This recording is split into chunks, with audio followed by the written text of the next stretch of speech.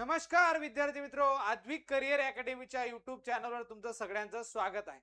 लक्षात घ्या विद्यार्थी मित्रांनो, आज आयोगाने अतिशय मोठा निर्णय घेतलेला आहे आणि तो निर्णय म्हणजे असं काय की आयोगाने लिपिक, टंकलेखक व टॅक्स असिस्टंटची स्किल टेस्ट अखेर रद्द केलेली आहे। आणि नेमकं हा निर्णय कधीपासून लागू होणार आहे, आयोगाने हे नोटिफिकेशन कधी काढलंय, ही सगळी माहिती आपण या व्हिडिओमध्ये घेणार आहोत। त्यामुळे व्हिडिओ हा शेवटपर्यंत नक्की बघा विद्यार्थी मित्रांनो। तर बघा, आयोगाने आज अतिशय मोठा आणि महत्त्वाचा निर्णय घेतलेला आहे।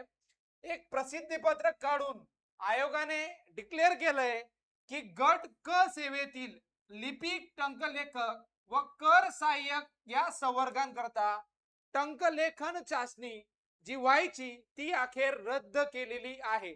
त्यामुळे आता लिपिक आणि टॅक्स असिस्टंटला टंकलेखक चाचणी नसेल, म्हणजे स्किल टेस्टचा रद्द करण्याचा निर्णय घेण्यात आलेला आहे।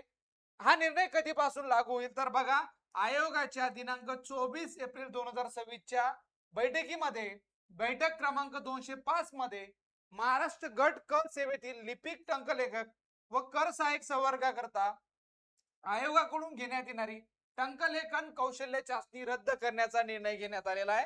सदर निर्णय दिनांक 24 एप्रिल 2026 रोजीच्या बैठकीच्या दिनांकापासून अंमलात येईल।